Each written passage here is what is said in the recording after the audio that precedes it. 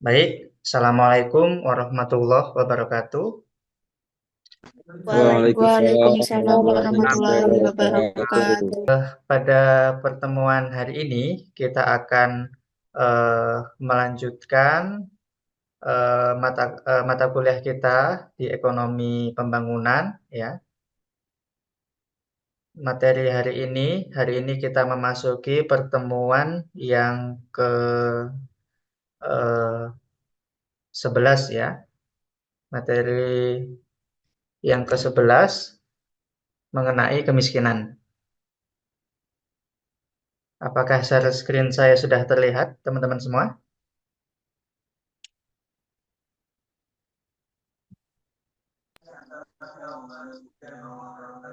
Sudah, Sudah, Pak. Pak.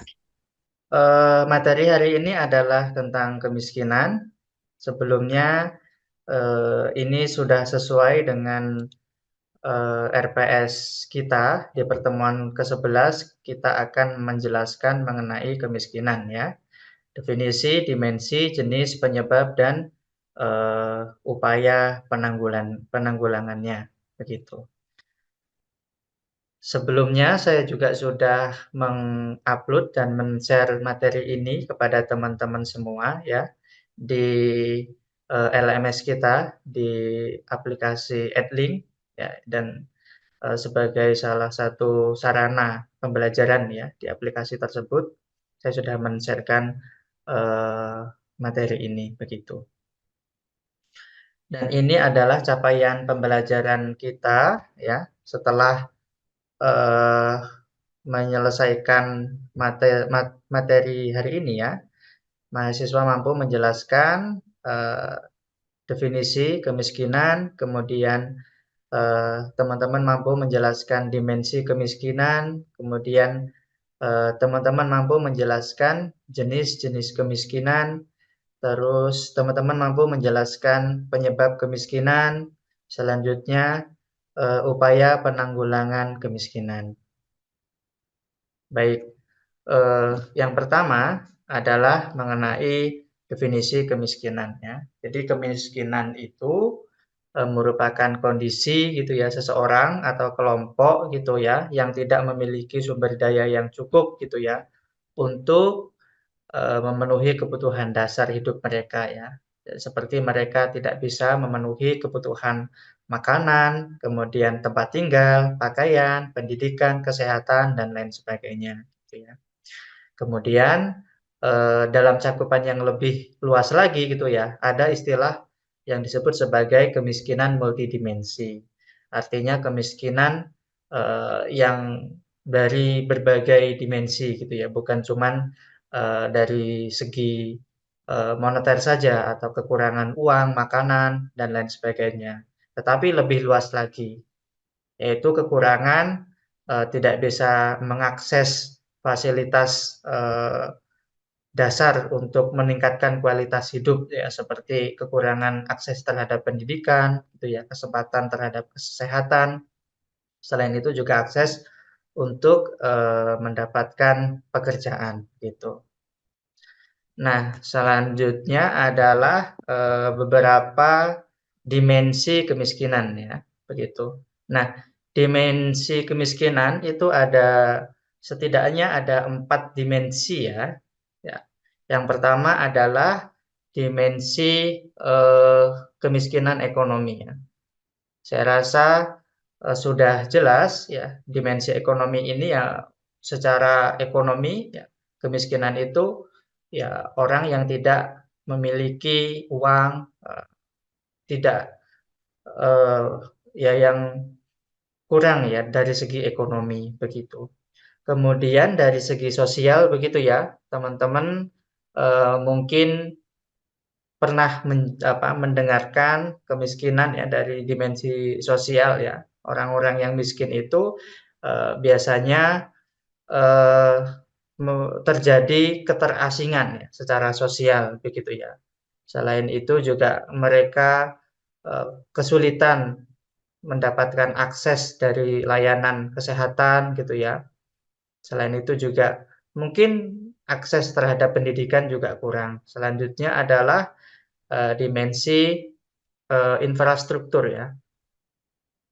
Nah, infrastruktur ini mereka juga maksudnya infrastruktur untuk mencukupi kehidupan sehari-hari ya. Mereka tidak ada akses untuk mendapatkan air gitu ya, listrik gitu, transportasi, sanitasi dan lain sebagainya. Selain itu ada juga dimensi politik ya. Di sini maksudnya adalah ketidakmampuan seseorang ya untuk ikut berpartisipasi dalam pengambilan keputusan ya yang mempengaruhi kehidupan mereka baik secara pribadi maupun secara negara begitu. Nah, selanjutnya ada jenis-jenis kemiskinan. Di sini sebenarnya ada beberapa ya yang jenis-jenis kemiskinan, tapi di sini saya memberikan penjelasan minimal ada 5 ya. Yang pertama adalah kemiskinan absolut ya.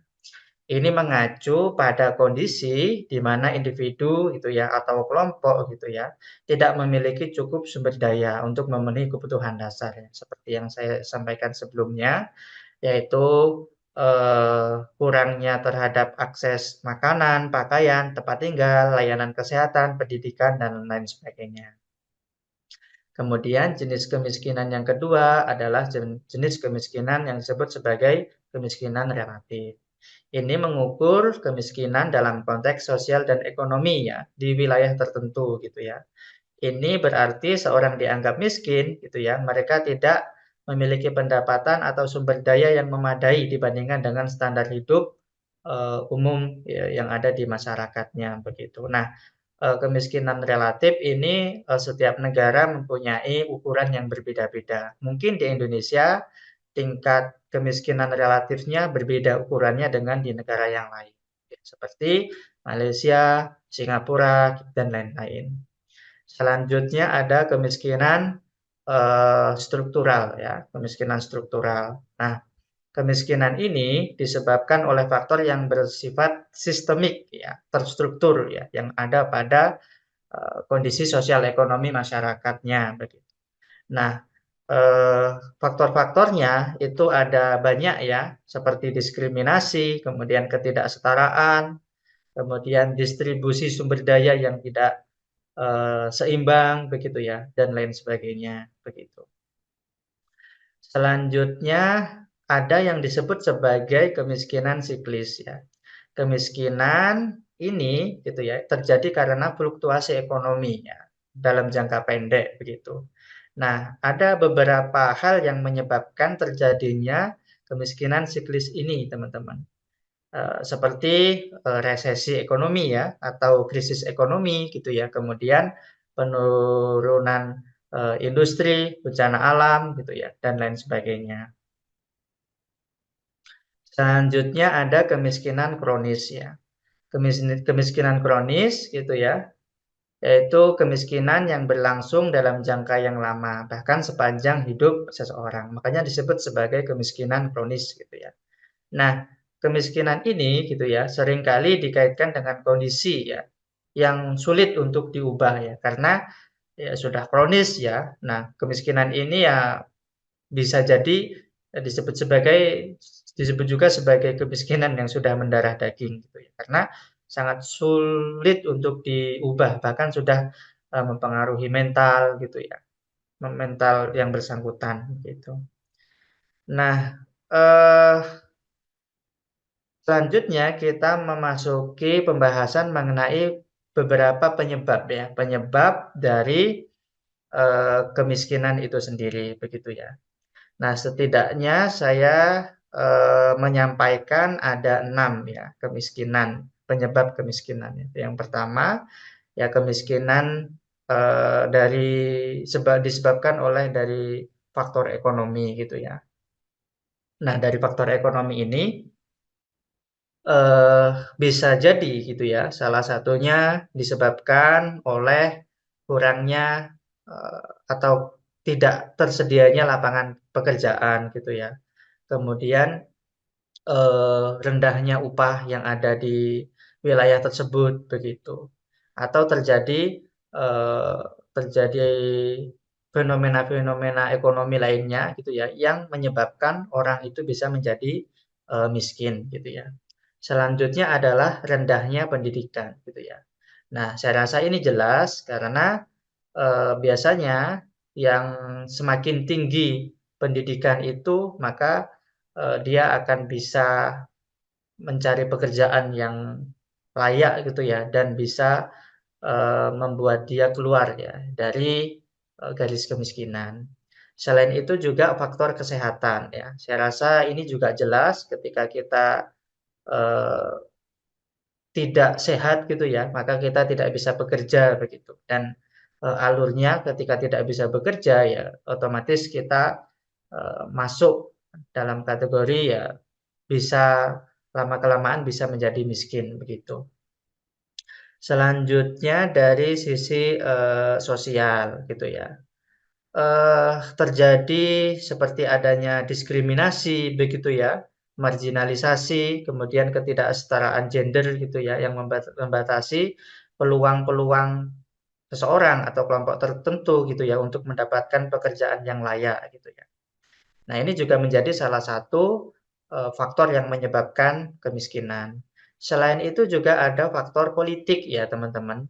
Negara yang korupsinya tinggi gitu ya, biasanya eh, cenderung kemiskinannya juga tinggi begitu.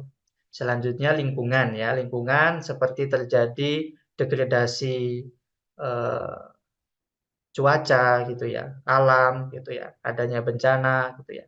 Nah, itu bisa menyebabkan orang atau kelompok tertentu bisa jatuh ke dalam jurang kemiskinan. Nah, selanjutnya kita masuki materi pembahasan yang terakhir gitu ya, yaitu upaya-upaya yang bisa eh, diambil ya untuk menanggulangi problem kemiskinan ini. Yang pertama adalah melalui kebijakan pemerintah. Saya rasa ini jelas ya, pemerintah selalu berupaya dengan beberapa kebijakan-kebijakannya begitu ya. Yang pertama mungkin teman-teman pernah dengar ada bantuan kemiskinan ya, seperti macamnya ada banyak gitu ya. Ada dalam konteks Indonesia tuh ada bantuan langsung tunai begitu ya. Kemudian ada PKH atau program keluarga harapan gitu ya, atau subsidi pangan dan lain sebagainya. Nah, selain itu, pemerintah juga bisa mengalokasikan anggarannya untuk investasi ya. Investasi terhadap apa? Di sektor pendidikan. Karena ketika pendidikan selain pendidikan juga kesehatan ya, pendidikan dan kesehatan diperbaiki, maka kemungkinan penduduk di wilayah tersebut, di negara tersebut gitu ya, akan skill-nya akan bagus, kemudian bisa mengakses terhadap pekerjaan yang layak gitu ya. Terus selain itu juga bisa jadi dari sisi kebijakan pemerintah gitu ya, adanya peningkatan akses terhadap layanan keuangan dan modal usaha ya, bagi usaha kredit kecil dan mikro gitu ya, pemberdayaan UMKM yang dimodali oleh kebijakan pemerintah begitu ya. Nah, selain dari sisi pemerintah, ada juga dari inisiatif swasta atau LSM ya, lembaga swadaya masyarakat. Nah, ini bentuknya bisa banyak teman-teman. Salah satunya adalah adanya pelatihan keterampilan ya, peningkatan skill gitu ya, kelompok-kelompok rentan miskin gitu ya, yang mana dengan adanya pelatihan tersebut, kelompok tersebut bisa eh, keluar ya, mendapatkan pekerjaan yang layak, akhirnya bisa keluar dari eh, jaring kemiskinan tersebut. Nah, selain itu juga ada kerjasama internasional. Gitu ya. Kita juga perlu menjalin kerjasama, butuh dukungan-dukungan secara internasional, seperti dukungan dari World Bank atau Bank Dunia, kemudian ada IMF atau International Monetary Fund dan lain sebagainya gitu ya, yang kiranya bisa membantu untuk turut serta ya menangani masalah kemiskinan. Baik, karena kita sudah berada di terakhir ya, pembahasan yang terakhir ya. Selanjutnya adalah sesi diskusi ya. Teman-teman, silahkan jika ada yang ingin ditanyakan ya, saya persilahkan apabila ada yang ingin bertanya.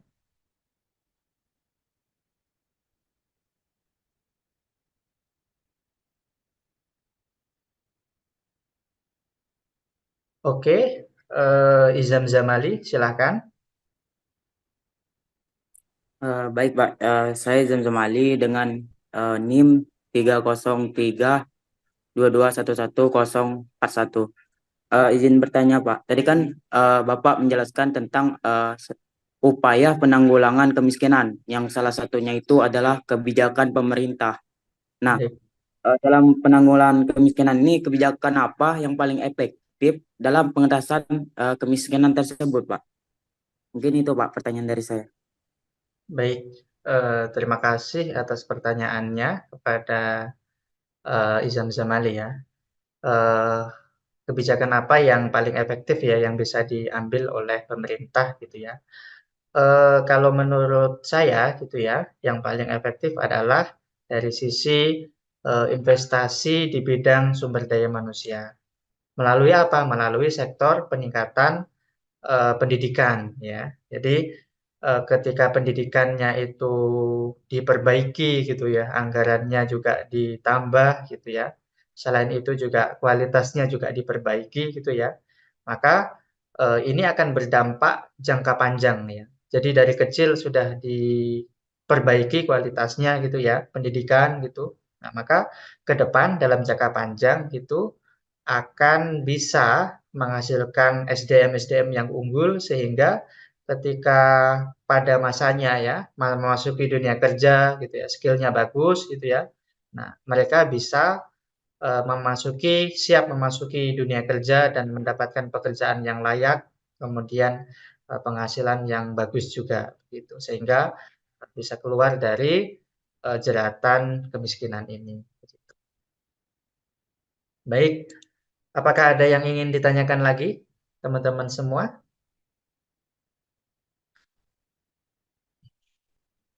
Baik, kalau tidak, saya akan kembali melakukan pengujian di capaian pembelajaran kita kali ini ya. Saya ingin bertanya mungkin secara acak kepada teman-teman semua, 2 atau 3 poin gitu ya. Saya ingin memastikan apakah teman-teman semua sudah memahami apa yang saya sampaikan ya melalui capaian pembelajaran ini.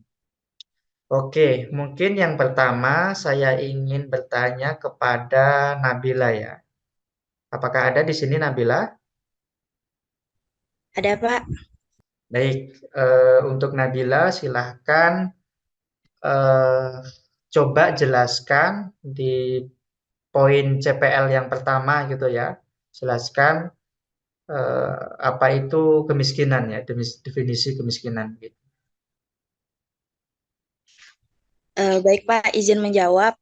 Eh, dari materi yang telah Bapak jelaskan tadi, saya sepengetahuan saya, kemiskinan itu adalah kondisi di mana seseorang atau sekelompok orang itu tidak memiliki sumber daya yang cukup untuk memenuhi kebutuhan dasar hidupnya, seperti kekurangan makanan, pakaian, tempat tinggal, pendidikan, dan layanan kesehatan. Nah, dalam arti cangkupan luasnya itu atau kita biasa disebut multidimensi, kemiskinan itu bukan hanya sekedar kekurangan uang, Pak, tetapi juga mencakup ketidakmampuan untuk mengakses kesempatan dan fasilitas dasar yang dapat meningkatkan kualitas hidup. Mungkin itu saja, Pak. Baik, terima kasih atas penjelasannya ya, Nabila Karimah. Oke, selanjutnya mungkin saya langsung ke poin yang ketiga. Ya, saya akan minta penjelasan ya mengenai jenis-jenis kemiskinan ya kepada Evelyn. Apakah ada di sini Evelyn? Ada, Pak. Baik, coba jelaskan berkaitan dengan materi jenis-jenis kemiskinan. Baik, Pak. Tadi sesuai yang sudah Bapak jelaskan, kemiskinan itu, jenis-jenis kemiskinan itu lebih tepatnya ada 5. Pertama itu ada kemiskinan absolut. Kemiskinan absolut ini, sesuai yang sudah Bapak jelaskan tadi, itu mengacu pada kondisi individu yang tidak bisa memenuhi kebutuhannya sendiri, seperti makan atau pendidikan. Terus yang kedua itu ada relatif, dan yang ketiga struktural. Yang keempat ada siklis, terus yang terakhir itu tadi ada kemiskinan kronis, di mana ya sesuai yang Bapak jelaskan tadi, kemiskinan kronis ini sudah mendarah daging atau sudah mempengaruhi mental. Itu saja, Pak.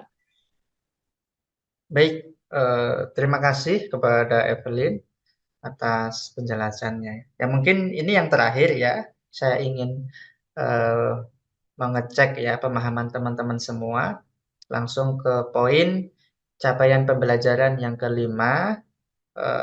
Mungkin saya tunjuk Arya. Apakah ada Arya di sini? Hadir, Pak. Oke, Arya coba jelaskan bagaimana ya upaya penanggulangan kemiskinan. Apa saja yang bisa dilakukan begitu. Oke, baik, Pak. Mungkin untuk dari upaya penanggulangan kemiskinan itu ada 3. Yang pertama itu ada kebijakan pemerintah, di mana untuk kebijakan pemerintah ini bisa kita ambil seperti adanya bantuan sosial. Nah, bantuan sosial ini berupa subsidi pangan, ada bantuan tunai, ada juga dari program pendidikan gratis, layanan kesehatan, dan juga seperti PKH, Kak. Nah, yang untuk selanjutnya ada penciptaan lapangan pekerjaan. Nah, seperti pelatihan keterampilan, pembangunan infrastruktur, program kewirausahaan gitu, Pak. Nah, yang ketiga itu ada regulasi dan juga reformasi. Nah, regulasi dan reformasi ini mencakup seperti kebijakan fiskal dan kebijakan moneter yang nanti akan mendukung adanya pertumbuhan ekonomi, Pak. Nah, untuk dari inisiatif swasta dan LSN itu ada seperti program Corporate Social Responsibility ataupun CSR itu sangat penting ya untuk menanggulangi kemiskinan. Yang kedua ada pemberdayaan masyarakat, itu berupa pelatihan keterampilan, pendampingan usaha kecil, pendampingan UMKM gitu, Pak. Nah, itu sangat perlu sekali. Dan juga tak lupa adanya proyek pendidikan dan juga kesehatan. Nah, seperti pembangunan sekolah, pembangunan klinik, ataupun pusat pelatihan. Nah, yang terakhir itu adanya kerjasama internasional. Nah, seperti kerjasama internasional seperti adanya bantuan dana dan teknik, nah, hibah dan pinjaman dari lembaga keuangan, itu yang bakal mendukung dari penanggulangan kemiskinan. Selanjutnya adanya dukungan dari World Bank, IMF, nah itu sangat perlu sekali dalam bantuan teknis dalam bentuk pelatihan dan juga konsultasi. Selanjutnya ada program kemitraan. Program kemitraan ini seperti kerjasama antar negara untuk proyek pembangunan baik itu bilateral maupun juga multilateral, Pak. Mungkin itu saja sih, Pak, pendapat saya. Terima kasih. Baik, terima kasih kepada Arya Agustian atas penjelasannya ya. Baik, teman-teman semua, apakah kiranya ada yang ingin ditanyakan atau didiskusikan lagi terkait materi kita hari ini? Cukup, Pak. Baik, Cukup, Pak.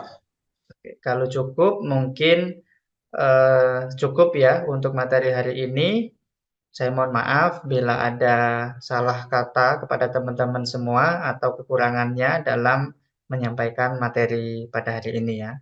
Mudah-mudahan apa yang kita pelajari bermanfaat ya. Amin. Baik, saya akhiri. Assalamualaikum warahmatullahi wabarakatuh. Waalaikumsalam. Waalaikumsalam warahmatullahi wabarakatuh. Terima kasih, Pak.